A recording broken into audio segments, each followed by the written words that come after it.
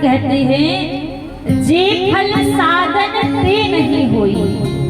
भगवान की कथा का जो फल है ये किसी साधन से नहीं मिलता है, ये किसी तप से नहीं मिलता है, ये किसी प्रयास से नहीं मिलता है।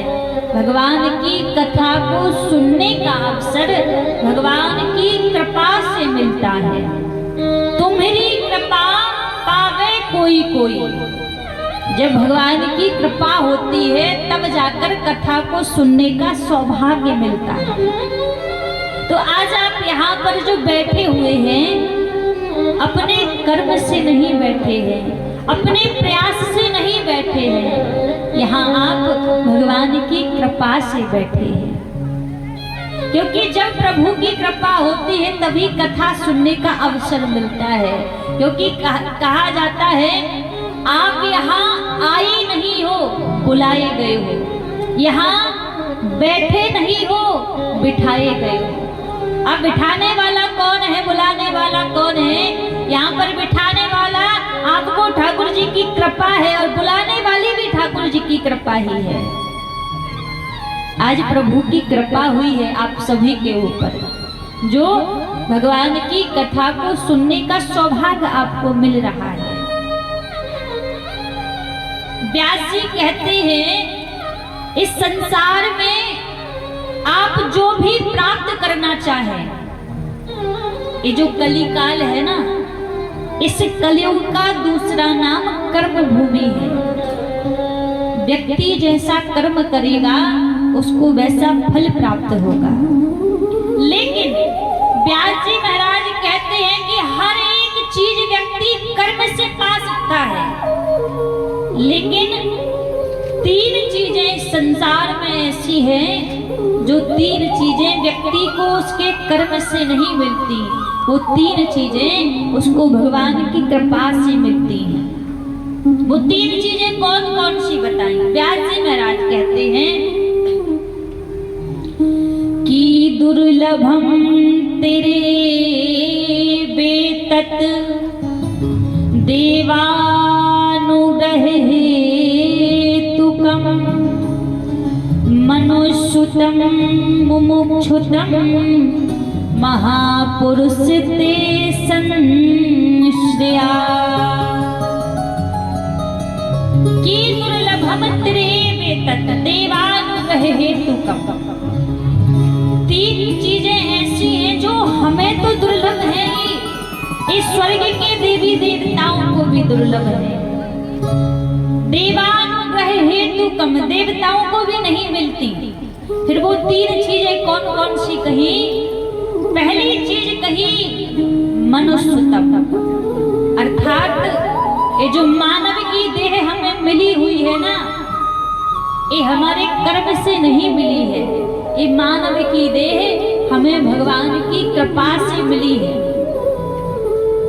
व्यक्ति को लगता जरूर है कि ऐसे ही हमें आसानी से मानव का जीवन मिल गया है, लेकिन आप जानते नहीं हो इस मानव की देह को प्राप्त करने के लिए कितने चक्कर हमने काटे हैं। व्यक्ति 84 लाख योनियों में जाता है, कभी सांप, बिच्छू, कीड़े मकोड़े, कुत्ता, बिल्ली, पता नहीं क्या क्या हम बन चुके हैं। उसके बाद जाकर हमें मानव की देह मिली हुई है। जब भगवान कृपा करते हैं तब जाकर मानव की देह मिलती है। और ये मानव की देह इसलिए अनमोल है। दुर्लभो मानसो देहो देहि नाम क्षण भंगुरा। मानव की देह इसलिए दुर्लभ है क्योंकि 84 लाख योनियों में व्यक्ति भवसागर से पार नहीं हो सकता है। केवल मात्र मानव की देह, मानव का शरीर ही ऐसा है जिसको प्राप्त करके हम इस संसार रूपी सागर से पार हो सकते हैं। जैसे एक 84 लाख खिड़की वाला एक महल था, ध्यान दीजिएगा, महल में 84 लाख खिड़की थी। अब उस महल से बाहर निकलने का दरवाजा केवल एक ही था। अब खिड़की से क्या बाहर निकला जा सकता है? नहीं, खिड़की से तो केवल बाहर देखा जा सकता है, निकल नहीं सकते। यदि बाहर निकलना है तो बाहर निकलने के लिए तो द्वार से ही निकलोगे, द्वार से ही निकला जाएगा। अब क्या हुआ, गलती से उस महल में एक अंधा व्यक्ति प्रवेश कर गया, अंदर चला गया। अब अंधा है, दिखाई नहीं देता, विचार कर रहा है कि कैसे इस महल से बाहर निकलने का द्वार खोजूं। अब अंदर फंस गया। इसने विचार किया कि महल की दीवार को पकड़ लेता हूँ और दीवार को पकड़ पकड़ कर दरवाजा खोज ही लूंगा। और दीवार पकड़ रखी है, दरवाजा खोज रहा है।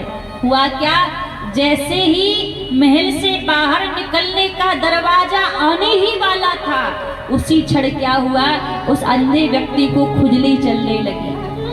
अब उसने विचार किया कि अभी तक तो दरवाजा आया नहीं है, अभी भी नहीं आया होगा, क्या है थोड़ी देर दीवार को छोड़ देता हूँ। उसने जैसी दीवार को छोड़ा और खुजली के चक्कर में पड़ा, वैसे ही जो दरवाजा आया था वो फिर आगे निकल गया, दरवाजा छूट गया। आपको पता है वो अंधा व्यक्ति को कौन है? वो अंधा व्यक्ति कोई और नहीं, हम आप ही वो अंधे व्यक्ति हैं जो 84 लाख खिड़की वाले महल में फंसे हैं। जब और योनियों में रहते हैं ना, तब हमें लगता है कि एक बार हमें मानव की देह मिल जाए तो हम भजन करके भवसागर से पार हो जाएं। लेकिन होता क्या है, जब तक हम महल में फंसे हैं तब तक लगेगा कि हम द्वार खोज लें, द्वार खोज लें। लेकिन भगवान जब द्वार हमें देता है, मानव की देह जब भगवान हमें प्रदान करता है, तो हमें संसार के माया मोह की खुजली चलने लगती है और हम उस माया मोह के बंधन की खुजली में फंसकर हमें मानव की देह इस 84 के चक्कर से बाहर निकलने वाला जो द्वार है, उस द्वार को छोड़ देते हैं, फिर 84 में फंस जाते हैं।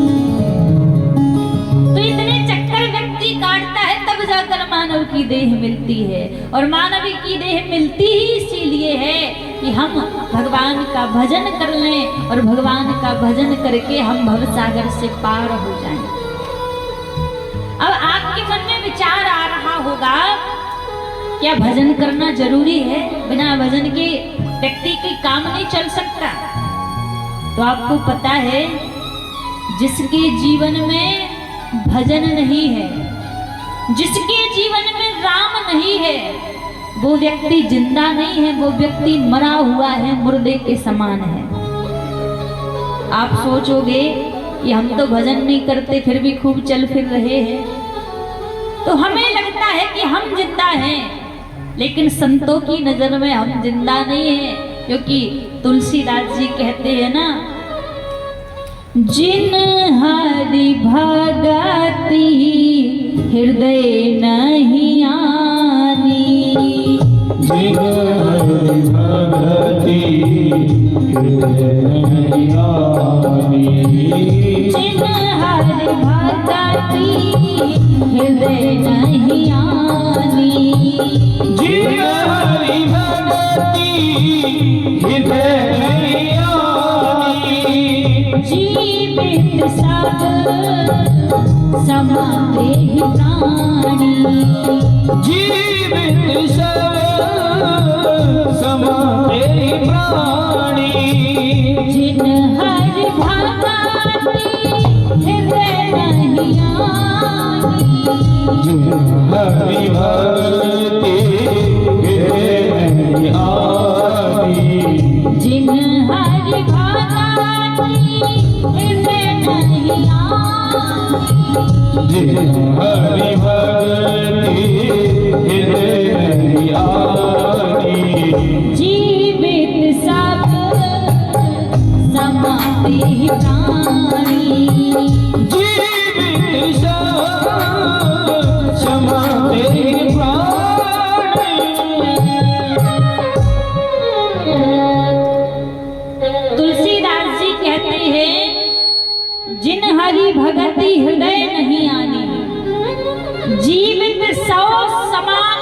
प्राणी, जिनके हृदय में भगवान की भक्ति नहीं है वो सौ के समान है। सौ जानते हो किसे कहते हैं? किसे कहते हैं सौ? आवाज आनी चाहिए यहाँ तक। नहीं पता? सौ कहते हैं मुर्दे को। और तुलसीदास जी कहते हैं कि जिनकी हृदय में भगवान की भक्ति नहीं है वो व्यक्ति सौ के समान है, मुर्दे के समान है। क्यों? आपने देखा होगा जब कोई व्यक्ति मर जाता है और उसे शमशान लेकर जाते हैं तो सभी लोग क्या कहते हैं? क्या कहते हैं? तेज से आवाज नहीं आई। क्या? राम नाम सत्य है। सभी लोग कहते हैं राम नाम सत्य है, लेकिन उनमें केवल एक व्यक्ति ऐसा होता है जो नहीं बोलता कि राम नाम सत्य है। वो कौन है? मुर्दा। अच्छा देखो, आज से बोलने की आदत डालो, 7-8 दिन खूब पूछा करेंगे बीच बीच में। तो जो मुर्दा है, मुर्दा नहीं कहता कि राम नाम सत्य है, बाकी तो सब कहते हैं। अब मुर्दा क्यों नहीं कहता? क्या बदला है? वही 2 हाथ है, वही 2 पैर है, वही पूरा शरीर है, बदला क्या? कुछ भी नहीं बदला। मुर्दे को भी बोलना चाहिए ना कि राम नाम सत्य है, पर मुर्दा नहीं बोलता। क्यों? क्योंकि उसकी हृदय में जो राम बैठा हुआ था वो राम निकल चुका है। ईश्वर अंश जीव अविनाशी, हम सबके हृदय में आत्मा रूपी अंश बैठा हुआ है, राम का ही अंश। और उसके हृदय में जो राम बैठा था वो निकल चुका है, इसलिए वो राम नाम सत्य नहीं बोलता, इसीलिए वो मुर्दा है। लेकिन विचार करो, वो तो 4 पांव की खाट पर लेटा हुआ मुर्दा है, पर हम आप तो चलते फिरते मुर्दा हैं जो राम को भुला कर बैठे हैं।